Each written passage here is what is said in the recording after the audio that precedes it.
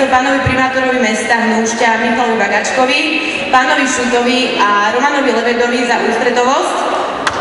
A dovolte, aby som vám predstavila predkapelu večera, kapelu Ardagas. Z Nitry. Krásne mesto bolo vaše.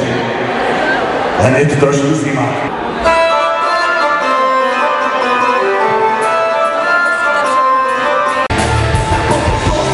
Dovolte, aby som medzi nami privítala pána poslanca Romana Lebedu. Ja som hlavne veľmi rád, že do mesta Hnúšťa ako keby prišla nová krv, snažíme sa robiť nové veci a jednou z nich je aj tento koncert. Odhodlali sme sa po prvýkrát robiť ho v mestskej športovej hale. Vyzerá, že to vyšlo, ľudia sú spokojní, tlieskajú a tak ďalej, koncert práve prebieha a ja som rád, že teda som pri takom zrode novej kultúry v meste Hnúšťa, verím, že to bude pokračovať a že budeme organizovať ďalšie a ďalšie koncerty.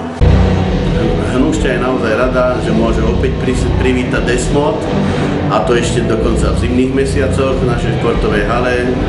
Predtým sme mali to v amfiteátri v rámci letnej sezóny a ako lepšie začať zimnú sezónu ako skupinou Desmod, našim Slavikom.